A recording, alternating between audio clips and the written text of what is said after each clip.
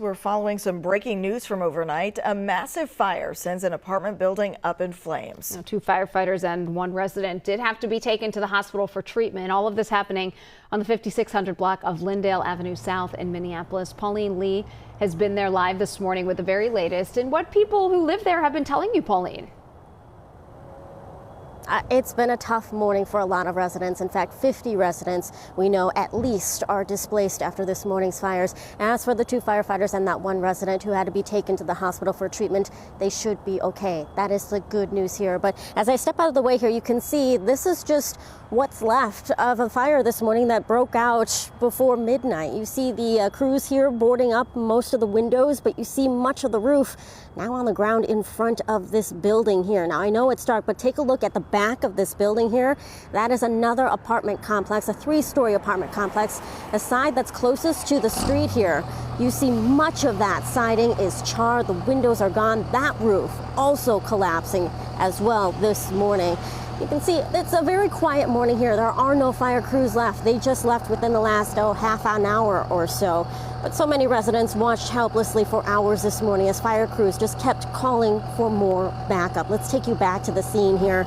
Images really speak for themselves. The firefighters, they were fighting this fire from both the ground and the air, struggling to get the flames out. The fire crews were called at about 11:30 last night. They arrived to see flames coming from 3 buildings. So you have the building in front of us here, which they're calling is a residential motel. Residents tell us it is affordable housing. Then there is the garage between this affordable housing and the apartment complex in the back, that 3-story building there. Most of the residents, they were already out by the time that fire crews arrived. That's thanks to those working smoke alarms. But one resident tells us this fire is going to be tough to recover from for a lot of people. I heard a loud explosion, and then I saw what sounded like a car explosion, a loud pop. Embers started burning, and then that building caught on fire behind us. I'm sick to my stomach. It's horrible because I know all the residents, and everybody is just, struggling and getting by, and just everyone just got in a good place. Everybody's just starting over, including myself, and now this. And now we just saw the boarding crew actually pull out of the driveway here. They're right there. Looks like they're heading out, at least for now. We know investigators will come later this morning to start investigating to see what the cause of this fire is. In the meantime, we know Salvation Army and Red Cross are all helping the residents that were displaced this morning. But ladies, a lot of hopes and dreams and futures going up in flames this morning. So quickly, too. I mean, I'm glad everybody's going to be okay, but still, that's really difficult. Just getting to a place where they're starting over and now looking at starting over again. Pauline Lee reporting. Thanks so much, Pauline.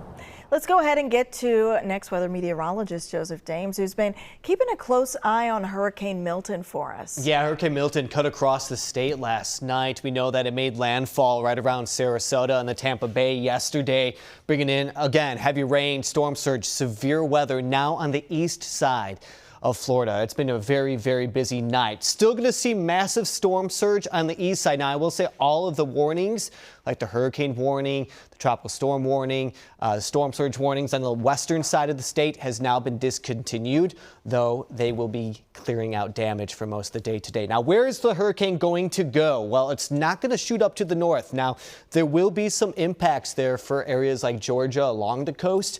There's going to be some storm surge there, but this is actually going to shoot off towards the east. Still remaining a hurricane category strength 1 there, about 75 miles per hour before it loses some of the strength as it does push eastward. But boy, oh boy, Hurricane Milton brought in a lot of rain in over a short period of time. Here's the 24-hour rain estimate around Tampa there. And notice that the rain accumulation, it's probably hard to see, but it's 10.3. That's just the rainfall. That's not including the storm surge, the severe weather that passed them by. There was record amounts of tornado warnings yesterday. All these red boxes here, tornado warnings. A lot of them were observed tornadoes and also did major damage, not just quick spin-ups, but severe, very strong tornadoes. So yes, a lot of cleanup going to happen over the next 24 hours plus. We are going to track our local forecast here. I have some changes in the forecast for us too. I'll get to that coming up about 10 minutes.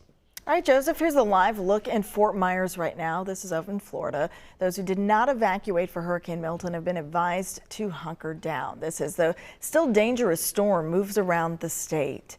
And right now, millions of homes and businesses are without power. There are also reports of deaths and injuries after a series of tornadoes ripped through the state yesterday. It happens in a flash. You know, we're in the building not even 50 yards away, and it's here, it's gone. And there ain't nothing stopping that building coming down.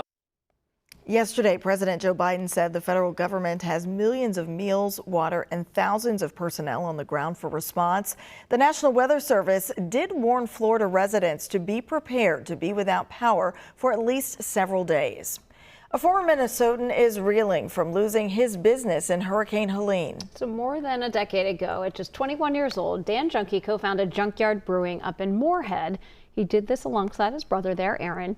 Well, 5 years ago, Junkie moved to Asheville, North Carolina to start his own brewery. He did it with a longtime family friend, Brian Fetting, and that's where they founded New Origin Brewing. But on September 27th, that brewery that Junkie and Fetting built by hand, that they had poured their savings and their livelihoods into, was completely wiped away by Hurricane Helene. Junkie says that his building was leveled by a train car that got caught up in the debris. My first reaction was just defeat, I guess, just feeling defeated after working for 5 years to build that place. And in an instant, it just gets taken away. Dan is now fundraising after finding out that his insurance was only for flooding and not for total destruction. His brother Aaron says that plans are in the works for a collaboration with another local brewery to help raise funds for his brother.